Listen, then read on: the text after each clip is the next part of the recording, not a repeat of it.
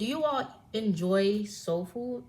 Are you aware of the consequences that soul food brings to our bodies? Hi, my name is Taylor Evans, and today I'm going to talk about the importance of eating better to maintain a long, healthy life. I'm also going to talk about soul food a lot because it's something that I could relate better because we're all aware of soul food. We've all eaten it, we've all grew up with it, we've probably cooked it a few times, so it's just something we could all relate with.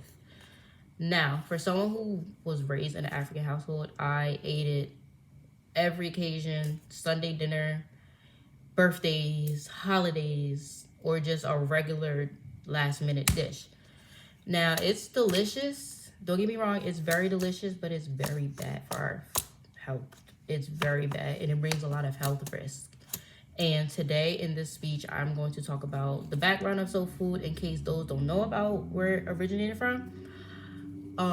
Ways that we can eat healthier so we could live a better long life, as well as the health risks that it also brings, just in case you guys aren't aware. Now, with my first point is that a lot of people don't take care of their bodies until it's last minute. And people of color often experience many health factors, whether if it's diabetes, heart disease, high blood pressure. But I'm going to get onto that later on in this speech. But those are the typical health risks that we often face as a community. Other than smoking, drinking, and reckless choices, soul food, as well as any other healthy foods such as snacking, excessive snacking, stress eating, greasy, sugary sweets, those bring a lot of bad into our health. And it does not benefit us in the long run. We're actually damaging our bodies as we grow. Now, soul food, it originated back in the slavery era. It was originally from leftovers from the slave masters, and the slaves would take it back, cook it, season it, and feed it to the loved ones just as a way to survive and to eat. Now, it wasn't good, but slaves were not aware of the health risks as they were not allowed to have an education, so they were not aware of such bad or harm that it brought into their bodies. Now, today, families are aware that it's bad, and they're most likely told from physicians that they need to cut out such foods.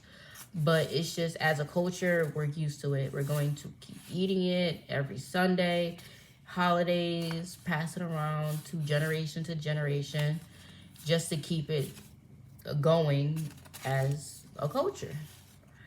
Now, there's ways to eat better without cutting it out of our bodies for good. And by replacing greasy foods, fried foods with real foods, you're actually doing your body way more better and helping it maintain more of a healthier side than a dangerous side.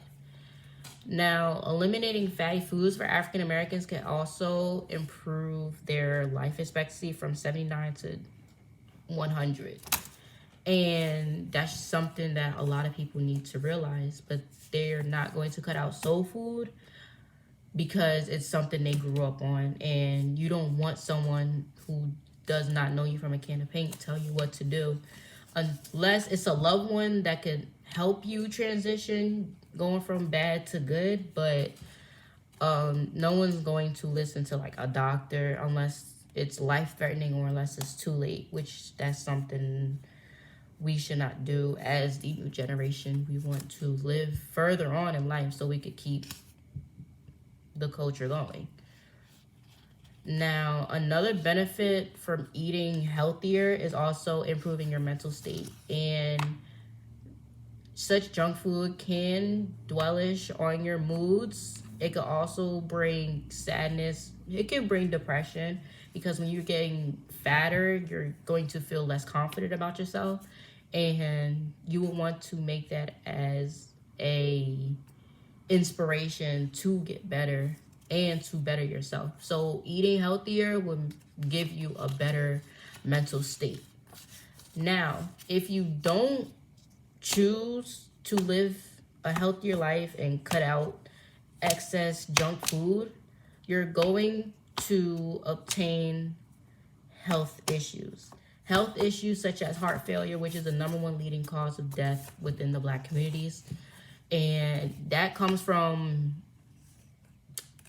excess junk, greasy foods. I don't know if you guys have ever seen movies like Soul Food, but more of the story, the Big Mama, she used to feed her family with soul food, like every Sunday. And basically, from all that eating, she had heart failure and died from a heart attack. And in most cases, that's a true story. A lot of grandmothers, grandparents, they often eat a lot of junk food, and it causes them to develop heart failure and have a heart attack.